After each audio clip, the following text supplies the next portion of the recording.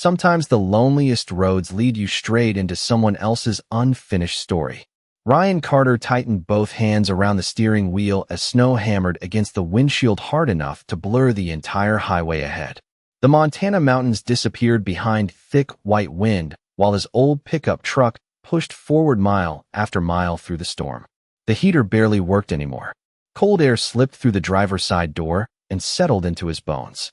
It was nearly midnight, and according to the fading road sign he had passed 10 minutes earlier, the nearest town was still over 30 miles away.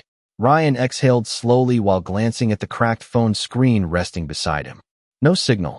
Again, he should have stopped hours earlier, but the truth was he had not really cared where he ended up tonight.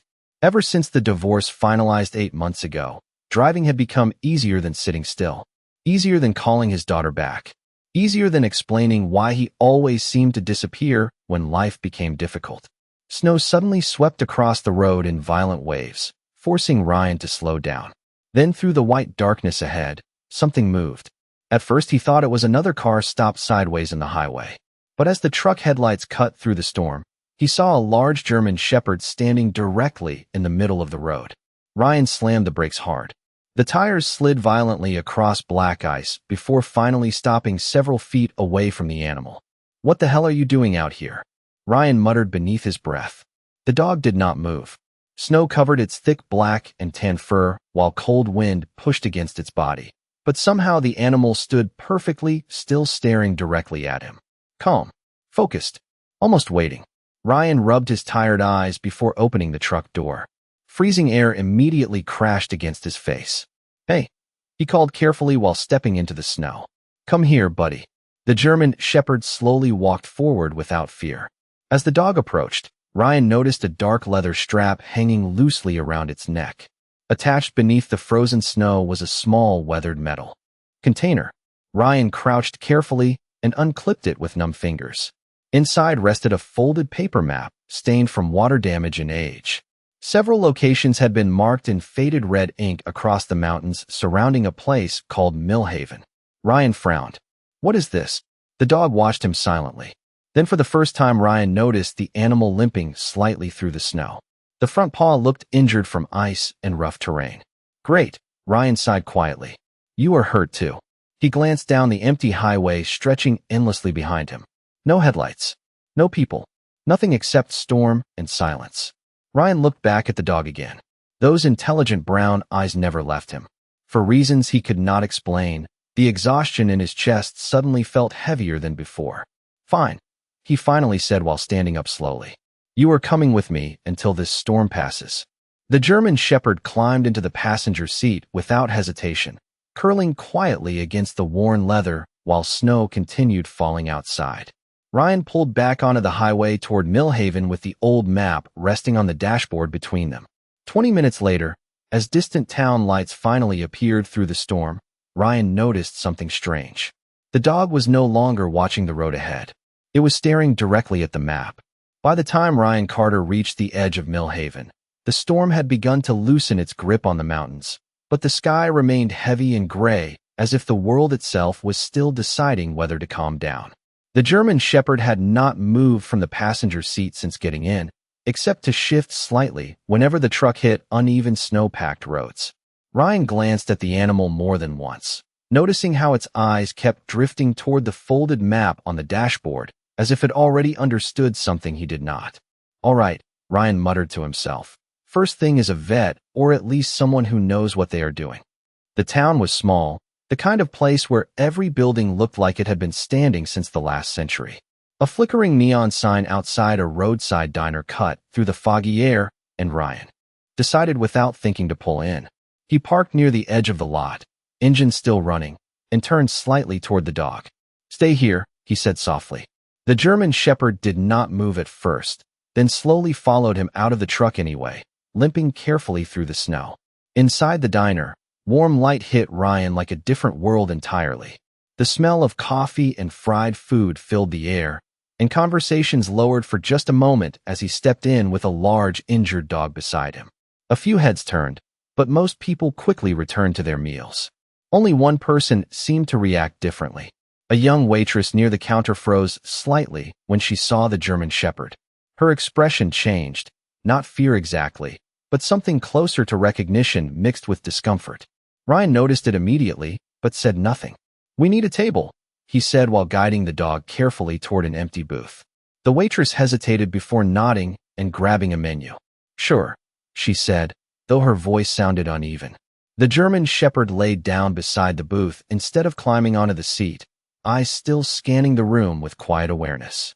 Ryan sat down heavily and finally allowed himself to breathe. He pulled the damp map from his jacket and laid it flat on the table under the warm light. Now the markings were clearer. Several points surrounded Millhaven, all connected by faint lines that converged toward something deeper in the mountains. "What are you trying to show me?" Ryan whispered under his breath. The dog lifted its head slightly, watching him closely. The waitress returned with a cup of coffee and placed it in front of him, but her eyes kept flicking toward the dog. "That animal," she said cautiously. "It does not usually come into town like this." Ryan looked up. "You know it." The waitress paused, then nodded slowly. "A little. People here, they talk." Ryan leaned back slightly. "Talk about what?" Before she could answer, the diner door opened again and a cold rush of wind entered. An older man in a heavy coat stepped inside and immediately stopped when he saw the German Shepherd. The atmosphere in the room shifted in a way Ryan could feel but not yet understand. The man did not sit down. He simply stared at the dog for a long moment before quietly saying, "That dog should not be here alone." Ryan frowned. "What do you mean alone?" The old man looked at him, then at the map on the table, and finally exhaled as if deciding something. "Because if that is the one I think it is," he said slowly, "then it has been waiting for someone who never came back." The German Shepherd stood up at that exact moment, eyes locked on the map again, as if confirming every word. The silence inside the diner after the old man spoke felt heavier than the storm outside. Ryan Carter kept his eyes on the stranger, trying to read whether this was just local superstition or something more grounded in reality. The German Shepherd, however, no longer sat calmly by the booth. It stood near the edge of the table, staring directly at the folded map as if every line on it had meaning only it could understand. Ryan slowly placed his hand on the paper, steadying it. "You said it was waiting," Ryan asked carefully. "Waiting for who?" The old man removed his gloves, placing them on the table before answering. "Someone who used to come through here every winter," he said. "A researcher. Quiet man. Always had that same look in his eyes, like he was listening to something the rest of us could not hear." The waitress had stopped moving completely now, lingering near the counter while pretending to organize cups, but her attention was locked on the conversation. The German Shepherd suddenly shifted its weight and let out a low, restrained sound, not aggressive, but deeply alert. Ryan glanced down at it. "You recognize that story?" he asked softly. The dog did not look away from the map. The old man nodded slowly. "That dog belonged to him," he said. "People around here remember seeing them together on the trails." Then one winter, the man stopped coming back. Ryan felt a subtle tension build in his chest. He had not expected anything like this when he stopped for shelter. "And the dog?" he asked. The old man hesitated. "It disappeared for a long time. Then it started showing up again near the mountain roads, always alone, always. Near bad weather." Ryan leaned back slightly, trying to connect the fragments.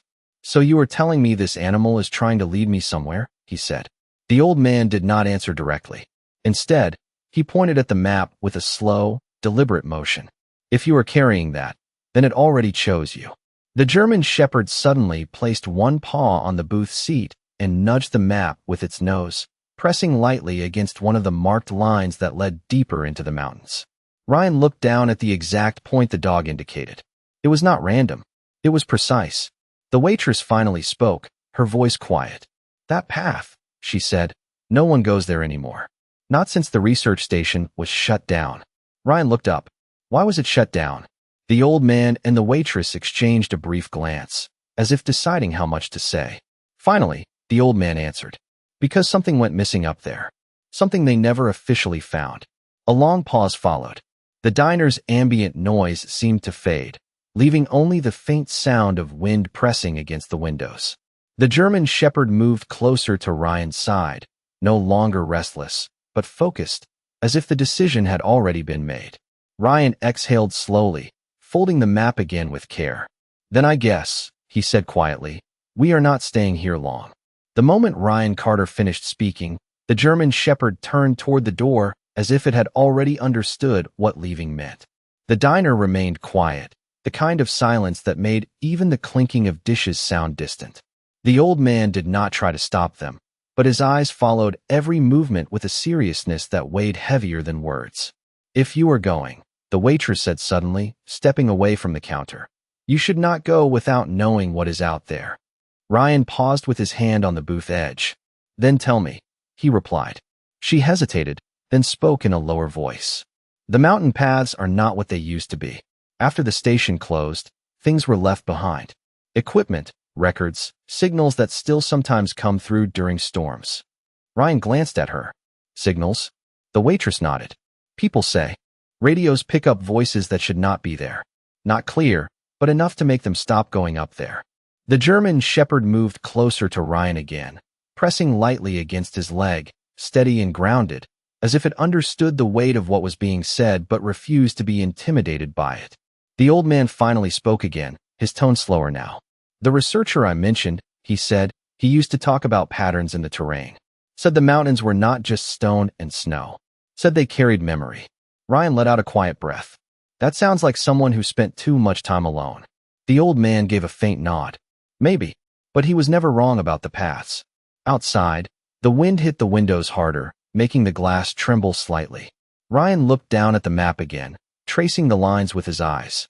Every mark seemed more intentional now, less like notes and more like directions waiting to be followed. The German shepherd suddenly placed its paw on the floor and moved toward the door again, stopping just short of it, then looking back at Ryan. It was not impatience. It was certainty. Ryan stood slowly, sliding the map into his jacket. "All right," he said quietly. "We are going." The waitress stepped forward one last time. "If you go up there without understanding what you are looking for," she said, "you might not recognize it when you find it." Ryan met her eyes briefly. "Then I will learn fast." The old man gave a short, almost imperceptible nod, as if that was the only acceptable answer. As Ryan opened the door, the cold air rushed in, sharp and immediate. The German shepherd stepped out first, then stopped on the edge of the snow-covered ground, looking up toward the distant dark outline of the mountains. Ryan followed, adjusting his jacket, feeling the weight of the unknown ahead of them. Behind them, the diner's warm light faded slowly as the door closed, leaving only the wind, the road, and a direction neither of them fully understood but both had already chosen. The cold outside hit Ryan Carter harder than he expected after leaving the warmth of the diner, as if the mountain air itself had become heavier the closer they moved toward the unknown. The German shepherd stood a few feet ahead on the snow-covered road, facing the direction of the dark forest line where the trees began to swallow what little light remained. Ryan tightened his jacket and stepped forward. "All right," he said quietly, more to himself than the dog. "Let us see where this actually leads." The dog immediately began walking, not fast, but with a steady, deliberate pace that made it clear it was following something familiar. The road curved upward gradually, tire tracks fading the higher they went. Snow started to fall again, light at first, then slowly thickening as if the weather itself was responding to their direction. Ryan checked the map under his jacket while walking, but the markings were harder to interpret now without reference points. Still, one line matched their path almost perfectly. "You really are leading me," he murmured under his breath. The German shepherd paused briefly, looking back at him, then continued forward. As they left the town lights behind, the silence became absolute. No cars, no voices, only the distant sound of wind moving through pine trees. After nearly 20 minutes of walking, Ryan noticed something unusual ahead. Faint wooden markers partially buried in snow, arranged at intervals along the roadside. They were old, weathered, and almost invisible unless you were looking closely. The dog slowed as they approached the markers, sniffing the ground once before continuing. Ryan crouched slightly to inspect one of them, brushing away snow. Faded letters were carved into the wood, too worn to read fully, but the shape of them suggested official use at some point in time. "This used to be maintained," he said quietly. The German shepherd stopped again, this time looking toward a narrow trail that split off from the main road into the trees. The snow there was less disturbed, almost untouched. Ryan followed the dog's gaze. "That is not on the map," he said. The dog did not move, waiting. After a brief hesitation, Ryan stepped closer to the trail. A subtle change in the air hit him immediately, colder and quieter in a way that felt unnatural even for the mountains. He looked down at the map again, aligning it with the direction of the trail. It did not officially exist on the paper, yet it aligned with one of the faint lines they had been following. The German Shepherd stepped onto the trail first, then stopped and looked back once more. This time, there was no doubt in its posture. Ryan exhaled slowly, folding the map away. "All right," he said again, softer now. "We are off the road." He followed the dog into the trees, where the wind dulled instantly and the world narrowed into silence and shadow, as if the mountain itself was closing behind them. The deeper Ryan Carter and the German Shepherd moved into the forest trail, the more the world behind them seemed to disappear entirely, until even the memory of the road felt distant and uncertain. The trees formed a tight corridor overhead, branches crossing like a natural ceiling that blocked most of the remaining light. Snow clung to everything in uneven layers, untouched in places, as if the path had been abandoned long before winter arrived. Ryan adjusted his pace to match the dog, who continued forward with steady confidence, never hesitating even when the trail narrowed or curved sharply between rocks. "You have been here before, haven't you?" Ryan said quietly, watching the animal's focus never break from the path ahead. The German Shepherd did not respond, but its ears shifted slightly at every distant sound, as if measuring the forest in ways Ryan could not. After several minutes of silence, they reached a section of the trail where old metal posts emerged from the snow, partially bent and covered in frost. Ryan stopped to examine one of them, brushing it with his gloved hand. Faded numbers were stamped into the metal, suggesting a structure or system that had once been officially maintained. "This was not just a hiking path," he said under his breath. The dog stood a few feet ahead, watching him, then turned its head toward something deeper in the forest. Ryan followed its gaze and noticed a subtle break in the trees, where the density opened slightly into a wider clearing. As they stepped forward, the air changed again. It felt quieter, but not in a natural way, more like sound itself was being absorbed by the environment. Ryan paused for a moment, listening, but there was nothing to hear except the faint crunch of snow under their boots. The German Shepherd entered the clearing first, then stopped at its center. Ryan followed slowly, and as he reached the same point, he noticed something half buried in the snow, a circular structure, partially exposed, made of reinforced metal and concrete. It looked like the remains of a facility entrance, though no signage was visible anymore. He crouched slightly, brushing snow away from the edge. "This is man-made," he said quietly, more certain now. The German Shepherd moved closer to the structure and placed its paw near a seam in the metal, then looked directly at Ryan. It was the first time the animal had made such a deliberate action since they left the diner. Ryan stood still, studying the entrance. "This is what you wanted me to find," he said. The dog shifted its stance, remaining alert but calm, as if confirming the statement without words. Ryan pulled the folded map from inside his jacket again, unfolding it carefully despite the cold. The lines he had followed now converged directly at their location, but there were markings beyond this point that he had not yet reached. A faint path continued deeper underground, sketched in almost invisible strokes. He exhaled slowly, realizing this was not the end of the trail, but only the beginning of something hidden beneath the mountain. "All right," Ryan said quietly, looking down at the structure, then at the dog. "Whatever happened here, we are not stopping now." The German Shepherd stood beside him, both of them facing the same unknown entrance as the wind moved faintly through the trees above, marking the silence before whatever came next.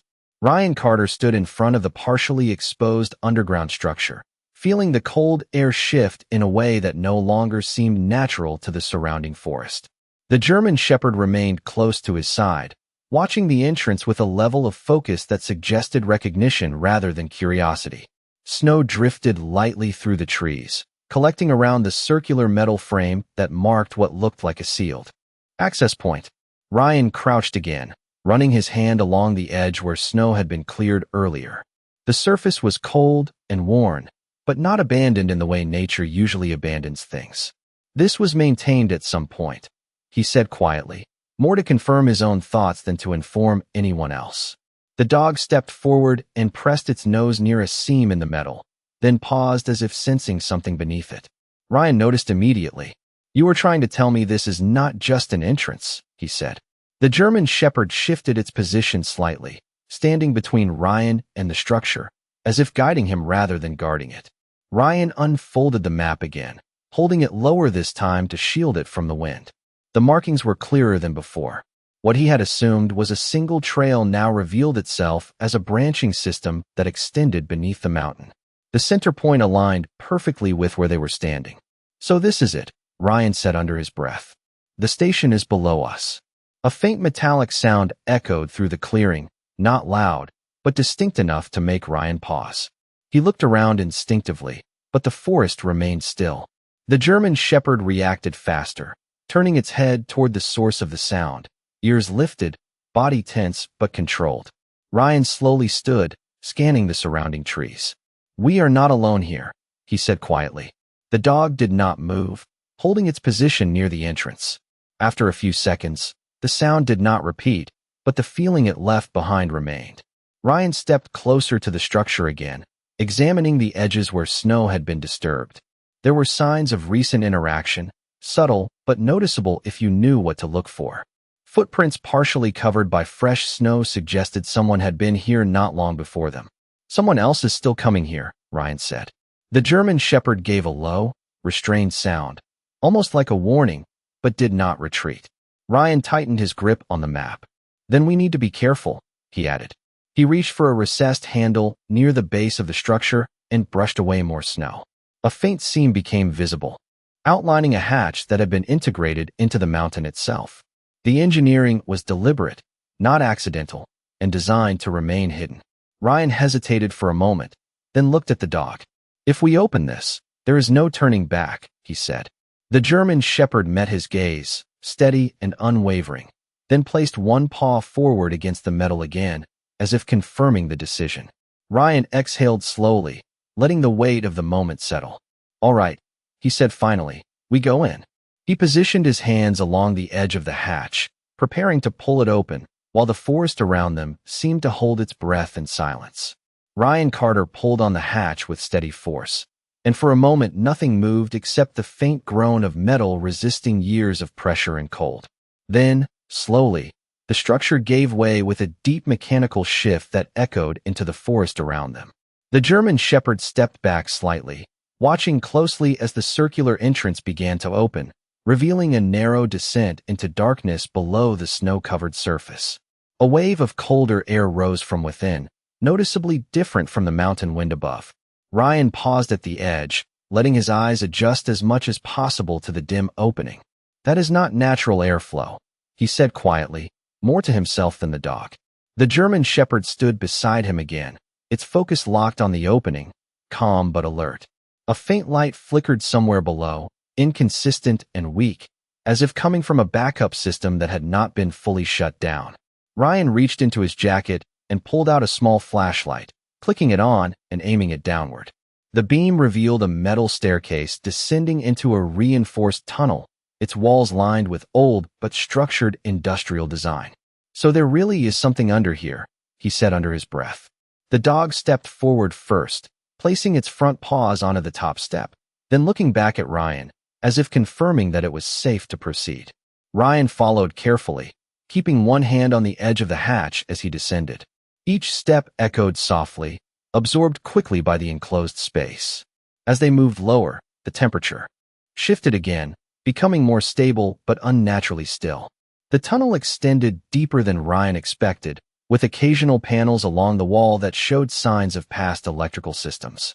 Some were still faintly active, blinking intermittently in a slow rhythm that suggested partial power remained. Ryan stopped briefly to examine one of the panels, brushing dust away with his gloved hand. The markings were technical, but not recent. "This has been offline for a long time," he said, "but not completely abandoned." The German Shepherd stood a few steps ahead, waiting patiently, ears angled forward as if listening to something beyond human range. A low hum began to resonate through the tunnel, subtle at first, then gradually more noticeable as they moved deeper. It was not loud enough to be threatening, but persistent enough to suggest machinery still functioning somewhere within the structure. Ryan adjusted his grip on the flashlight. "You hearing that too?" he asked quietly. The dog did not react to the question, but continued forward, guiding him deeper into the passage.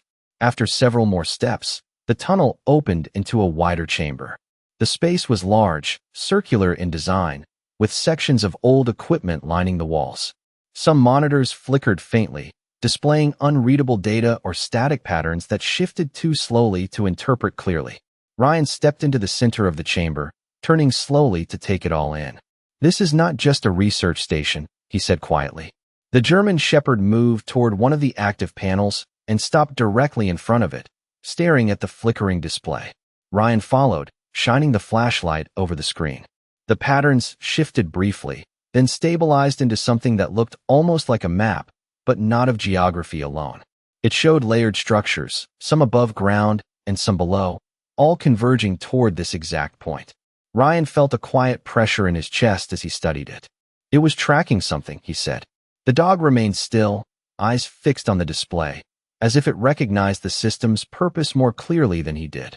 Behind them, the tunnel entrance slowly closed on its own with a soft, mechanical lock, sealing the world above away completely as the chamber settled into a deeper silence than before. The moment the entrance sealed behind Ryan Carter, the silence inside the underground chamber became absolute, as if the entire structure had cut itself off from the world above. The German Shepherd stood still in front of the flickering display, its posture unchanged, but its attention sharper than before. Ryan turned slowly, shining the flashlight across the circular room again, noticing details he had missed at first glance. The walls were lined with old instrumentation, some still powered at a minimal level, others completely dark but intact, suggesting a system designed for long-term isolation rather than temporary use. "This was built to last," Ryan said quietly, his voice echoing slightly in the enclosed space. The dog moved away from the panel and began walking along the perimeter of the chamber, sniffing near the base of the equipment as if tracing something invisible beneath the surface. Ryan followed at a measured pace, keeping the light steady. The faint hum they had heard earlier grew slightly stronger as they moved closer to the center of the room, though its source remained unclear. "There is power running through this place," Ryan said, more observant now than surprised. The German Shepherd stopped near a section of wall where a set of vertical markings had been etched into the metal. They were not labels in the traditional sense, but directional indicators pointing downward. Ryan crouched beside them, running his fingers just above the surface. "Everything is pointing deeper," he said. The dog turned its head toward a darker passageway on the opposite side of the chamber, where a narrow corridor extended further into the underground facility. Unlike the entrance they had used, this path was already open, suggesting recent or ongoing access. Ryan stood slowly, adjusting his grip on the flashlight. "So there is more than one level," he said. The German Shepherd walked ahead without hesitation, leading him toward the corridor. As they entered, the lighting changed subtly. Dim emergency strips along the floor activated in sequence as they moved, as if the system was responding to their presence. Ryan noticed it immediately. "It is reacting to us," he said under his breath. The corridor extended farther than expected, with occasional junctions branching off into sealed sections marked with faded symbols. Some doors appeared partially unlocked, while others were reinforced and shut completely. The atmosphere here felt controlled rather than abandoned, like a place paused rather than forgotten. The German Shepherd slowed near one of the sealed doors and placed its nose against the surface, then stepped back and looked at Ryan. Ryan approached, shining the flashlight over the door's edge. A faint vibration could be felt through the metal, subtle but rhythmic, as if something on the other side was still active. "There is something behind this," Ryan said quietly. The dog shifted its stance, staying close but no longer pressing forward. Ryan examined a small control panel beside the door, partially powered, its screen flickering with unstable data. The same pattern they had seen upstairs appeared again briefly, then shifted into a different configuration, almost like a response. Ryan exhaled slowly. "Whatever this system is, it knows we are here," he said. The German Shepherd let out a low, controlled sound, then turned its attention further down the corridor, where the darkness thickened again.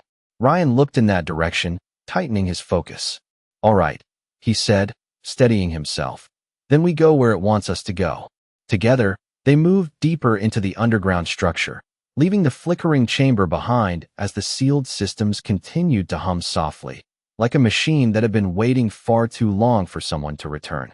Ryan Carter and the German Shepherd moved deeper into the underground corridor, where the structure gradually shifted from basic industrial design into something far more complex and deliberate.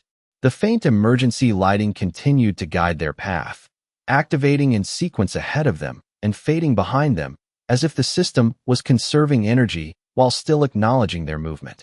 Ryan kept his flashlight steady, scanning every section of the walls as they passed. "This place is not just reacting to us," he said quietly. "It is tracking us." The German Shepherd walked slightly ahead, maintaining a consistent pace, occasionally pausing at intersections where multiple paths branched out before choosing one without hesitation. Ryan noticed that every choice the dog made seemed aligned with subtle indicators in the environment, markings that were not obvious at first glance, but became clearer the longer he observed them. "You are reading this better than I am," Ryan admitted under his breath. They reached a wider section of the corridor where the ceiling rose higher and the walls were reinforced with layered metal and composite materials. Embedded along the sides were additional panels, some of which displayed faint, shifting data streams that flickered too quickly to fully interpret. Ryan stopped briefly to examine one of them, holding the flashlight closer. The symbols were not random. They followed a structured sequence that repeated across different panels. "This is a coordinated system," he said. "Not just one facility, but multiple connected layers." The German Shepherd stood near the center of the hallway, looking forward into the next section, where the lighting grew dimmer and the corridor narrowed again. A low mechanical hum intensified slightly as they approached that direction, suggesting proximity to a central source. Ryan folded his flashlight beam forward and stepped closer to the dog. "Whatever is down there," he said, "we are getting close to it." The dog did not respond verbally, but its posture shifted subtly, becoming more alert, as if it could sense a change in pressure or structure ahead. As they continued, the walls began to show newer signs of activity. Small sections of the system reactivated in response to their movement, lights flickering on in patterns that formed directional guidance rather than simple illumination. Ryan realized the system was not passive. It was actively guiding them deeper. "It wants us to go further in," he said quietly. The German Shepherd slowed again near another junction, this time where the corridor split into 3 separate paths. Each path was marked with faint indicators, but only one showed active power flowing through embedded panels along its entrance. The dog chose that path immediately. Ryan followed without hesitation. As they entered the new section, the environment changed noticeably. The air felt more controlled, less natural, as if filtered or regulated by unseen systems. The hum they had been hearing stabilized into a steady frequency, almost like a heartbeat beneath the structure. Ryan looked at the walls again, noticing that some of the panels now displayed structured sequences resembling logs or recorded events. "This is not just maintenance data," he said. "This is history." The German Shepherd stopped in front of a sealed observation window embedded in the wall. Behind it, faint movement could be seen in another chamber, though details remained obscured by frost and dim lighting. Ryan stepped closer, placing his hand against the glass surface. It was cold, but not inert. There was faint vibration coming from within. "Something is still active down here," he said. The dog remained fixed on the chamber beyond the glass, unwavering.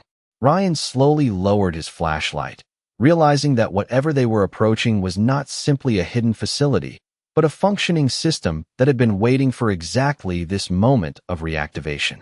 The morning light slowly spread across the quiet neighborhood, casting a soft golden tone over the familiar streets where everything had begun to change in unexpected ways. Daniel Harper stood near the front porch holding a small cup of coffee, his attention no longer scattered like before, but focused on the steady presence of the German Shepherd resting a few feet away. The dog, once withdrawn and uncertain, now showed signs of calm awareness, gently observing the surroundings with a steadier gaze than in previous days. Emily Carter approached from inside the house, carrying a folded blanket and a small container of food, moving with a sense of patience that had become part of the daily rhythm between them. There was no urgency in their actions anymore, only quiet consistency built from shared responsibility. Daniel slowly set the cup down on the wooden railing and knelt, slightly, maintaining a respectful distance as the German shepherd lifted its head and responded with mild curiosity rather than hesitation. Emily placed the blanket nearby, not forcing interaction but offering comfort within reach, allowing the animal to decide its own pace. The atmosphere between the three felt balanced, as if trust was being constructed not through single moments, but through accumulated understanding over time. Daniel spoke softly, his tone steady and calm, while Emily observed the dog's subtle reactions, noting every small sign of progress in behavior and confidence. The German shepherd took a cautious step forward, then paused, assessing the environment before choosing to remain close rather than retreat. This simple decision marked a meaningful shift in its adaptation, reflecting the gradual rebuilding of safety within a once uncertain world. The morning air carried a light breeze that moved through the trees, reinforcing the sense of stability forming around them. Daniel and Emily exchanged a brief look, acknowledging the progress without needing words, recognizing that healing was not linear but built through repetition and patience. They continued the routine feeding and gentle interaction, ensuring the dog felt no pressure, only consistent presence. As time passed, the German shepherd began to settle more comfortably, lowering its posture and resting near the edge of the porch where sunlight reached the wooden floor. Daniel slowly extended his hand, stopping short of contact, allowing the animal to make the final choice. After a moment of hesitation, the dog leaned slightly closer, signaling growing acceptance.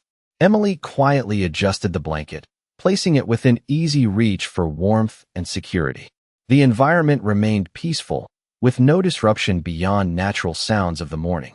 This moment reflected a deeper transition in their shared journey, where trust was no longer an abstract idea, but a visible behavior expressed through calm proximity and reduced fear. Daniel exhaled slowly, understanding that progress in situations like this required time measured not in hours, but in consistent days of effort. Emily nodded subtly, acknowledging the same realization. Together they remained present, not rushing the process, allowing the connection between human and animal to strengthen naturally within the quiet stability of the morning light.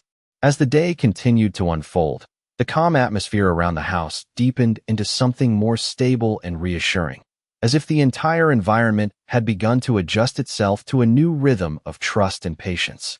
Daniel Harper remained near the porch, now sitting fully on the wooden steps instead of standing, signaling a further step in his effort to appear non-threatening and consistent in presence.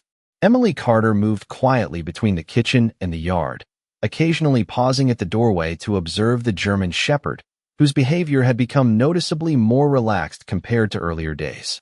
The dog now rested closer to the center of the porch rather than staying at a distance, showing a growing comfort with both the space and the people sharing it.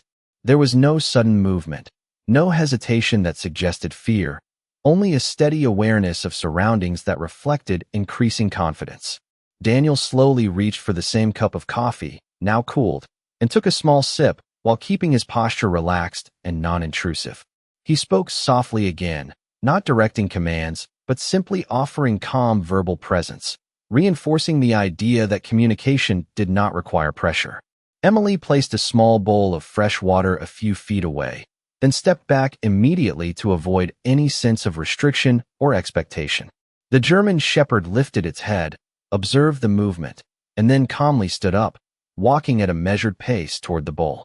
This simple action represented another step in the gradual rebuilding of trust, a moment that carried more significance than any rapid change could have achieved. Daniel and Emily both remained silent, allowing the moment to unfold naturally without interference. The dog drank slowly, then paused, turning its head slightly toward Daniel as if reassessing the safety of proximity. Daniel responded by lowering his gaze gently and keeping still, reinforcing a non-threatening presence. Emily leaned lightly against the doorway, observing how consistency over time was shaping behavior more effectively than any attempt at control or instruction. The morning light had now shifted into a brighter midday glow, illuminating the porch and yard with steady clarity, reinforcing the sense of openness that matched the emotional progress taking place. After a few moments, the German Shepherd returned to its resting spot near the edge of the porch, this time closer to Daniel than before, reducing the physical distance between them in a quiet but meaningful way.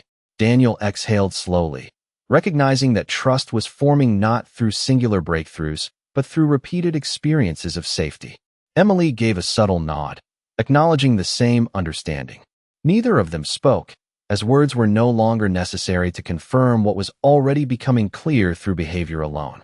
The environment remained peaceful, with only natural sounds filling the space, and the connection between all three presence points, human and animal alike, continued to strengthen in a way that suggested stability rather than uncertainty. What had once been hesitation was now replaced with measured comfort, and what had once been distance was now slowly becoming shared space built on patience, time, and quiet consistency.